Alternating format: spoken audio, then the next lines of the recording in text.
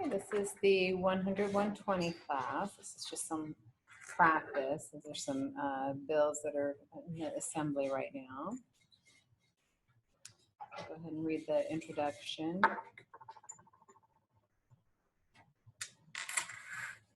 For the record, this report marks the beginning of a new 2-year session in the California legislature.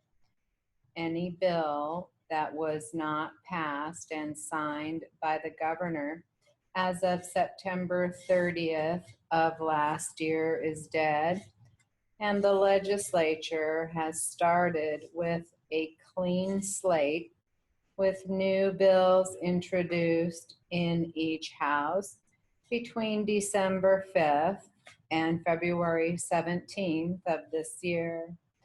So in keeping with that schedule, your Caldra Board of Directors and Legislative Committee have been very busy as we've reviewed the language of these new bills to be certain that we find every piece of legislation that could potentially impact you, our members, and the reporting profession. So far, we have identified 9 bills that contain language that might either benefit or harm reporters, and we are closely following these bills and will continue to do so, and also watchful for any amendments that may later have some effect on us. The status of each Assembly and Senate bill below was current as of April 27th. We will, as always, keep you updated on these in each issue of the Deposition Reporter, as well as in our e-notes when any important developments occur. So please continue watching and listening for our legislative reports. AB 96, Ting, summary, called the Budget Act of 2017 as the name reflects. It would appropriate funds for the support of the state government for 2017-2018. We'll be following this because it includes budgeting for the courts and so could have some effect on jobs for officials throughout the state. Referred to as the Assembly Budget Committee, no hearing date set yet. AB 701 Gallagher. Existing law requires that a hearing impaired participant in a civil or criminal proceeding, including arbitrations, mediations, and administrative hearings, be provided with an assistive listening system or a CAT system upon request.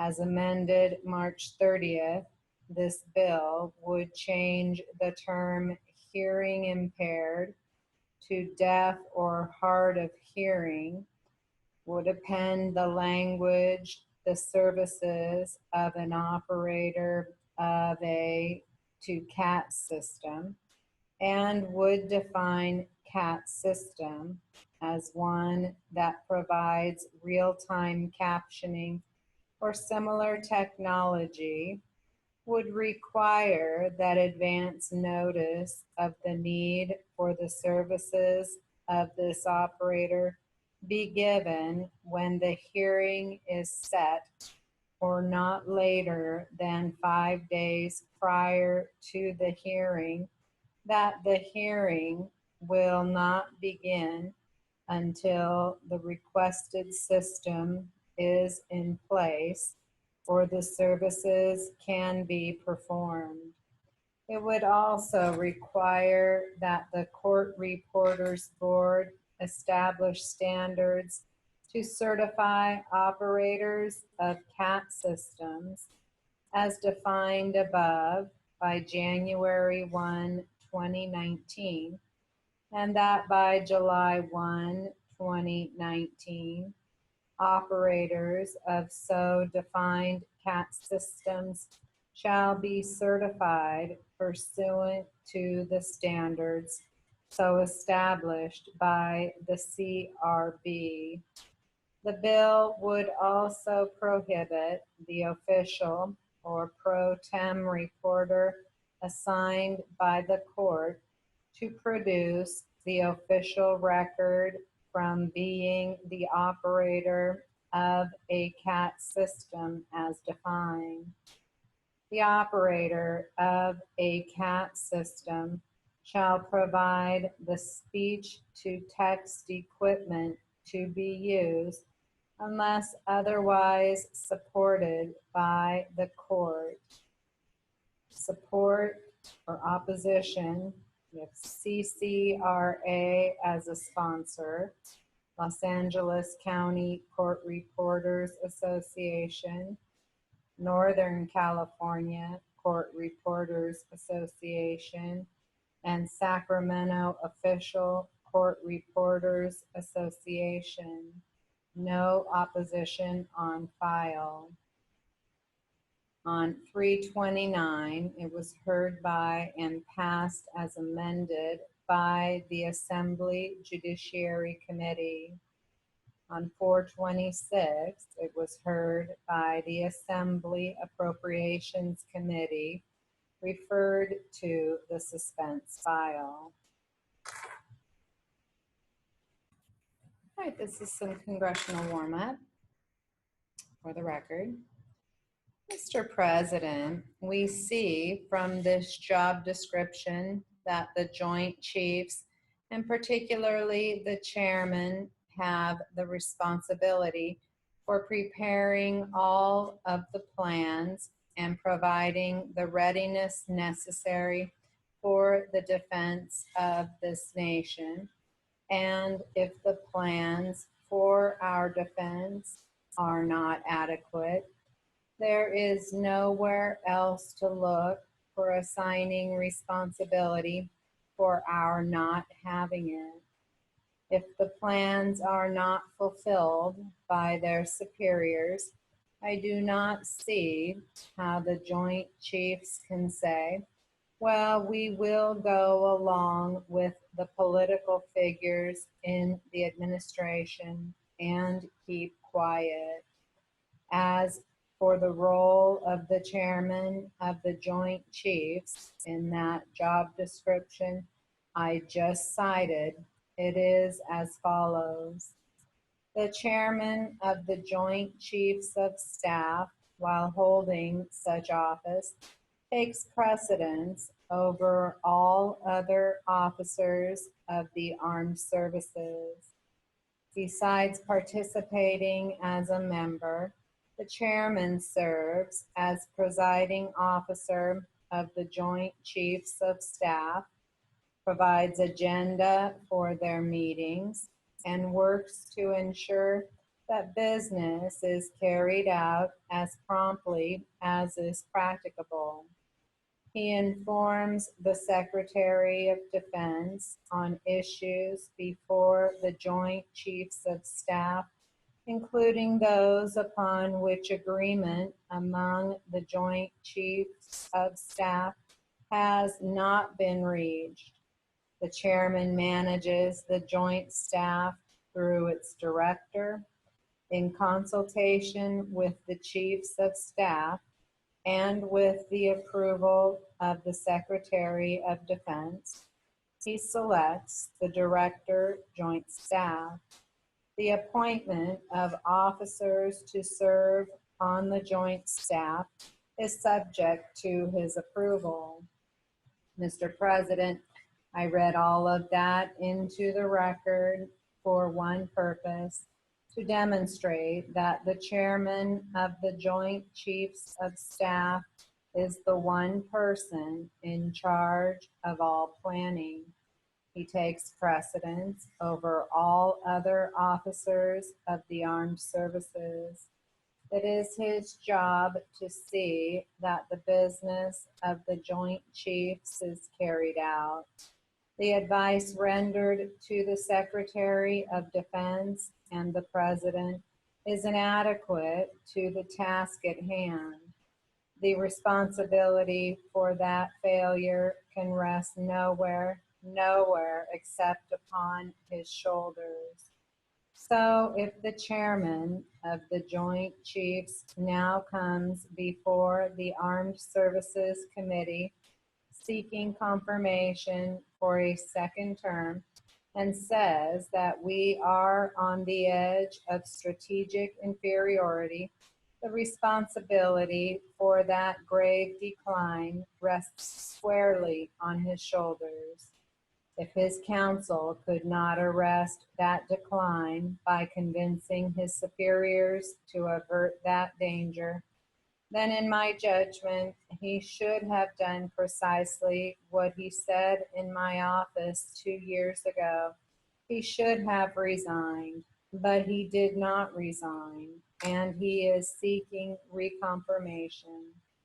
If any senator infers from my remarks that I am suggesting that General Jones should be insubordinate to his superiors, or that he should go over the heads of his superiors to Congress or to the people, or that he should try to deceive his superiors by failing to carry out their orders, then let me disabuse that notion. As long as he is the first-ranking military officer in the nation, his duty is, in fact, to obey, but it is his higher duty to resign if he cannot conscientiously carry out his orders and keep his oath to defend the Constitution. But instead, General Jones became the defender of the strategic decline which he now admits.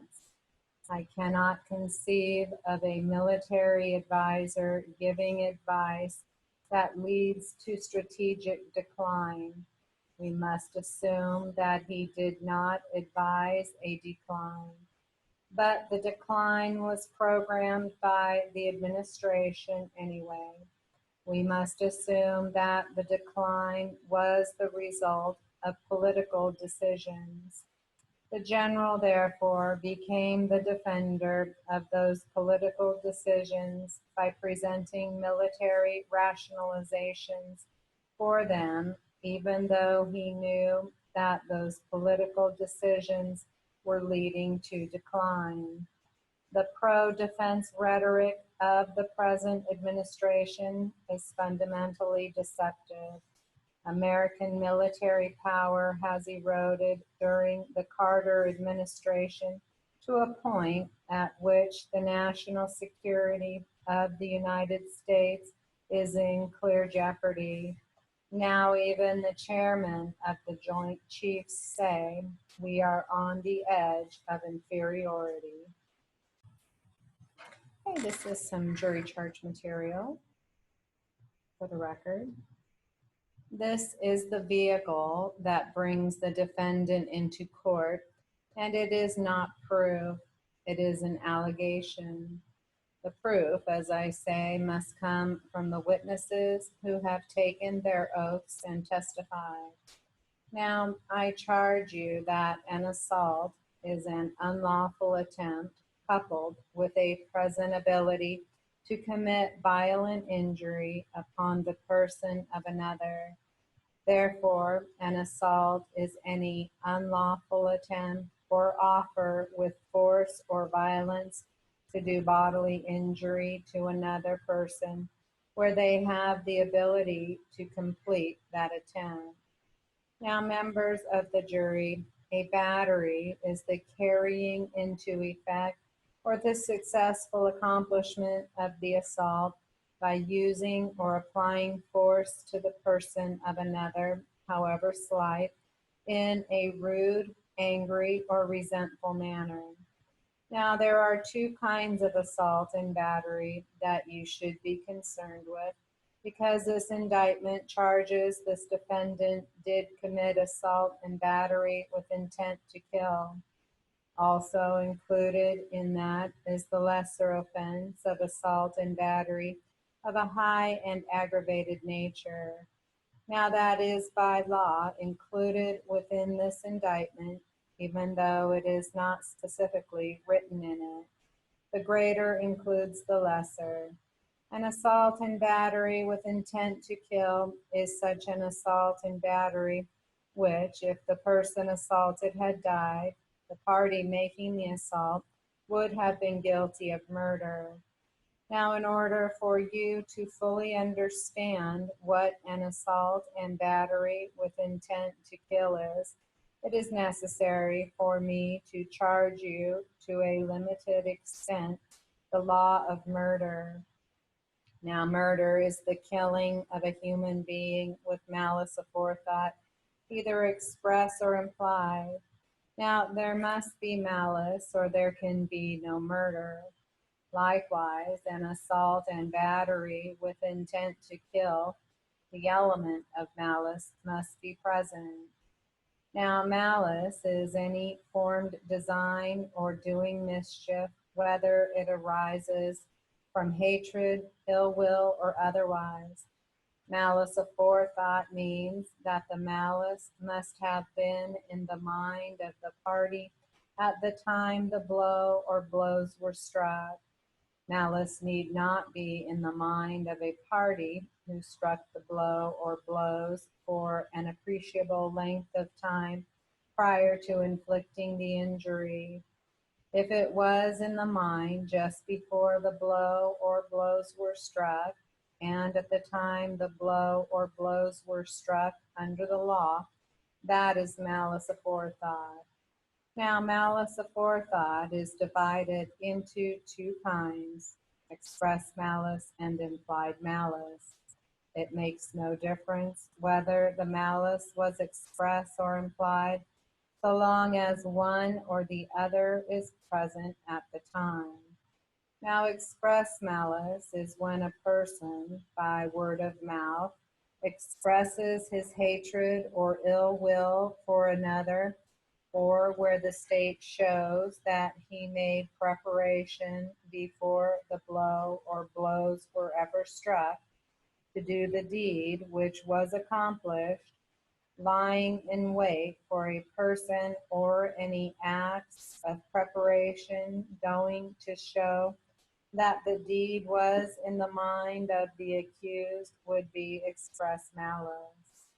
Now, implied malice. The law implies malice where the deed is done with a deadly weapon, such as a knife, pistol, or dagger, or such weapon of that nature which, when used with intent to injure a party, is calculated to produce death or serious bodily harm. If the state proves that the deed was done with a deadly weapon, the jury may find malice from this fact alone. Okay, this is the 100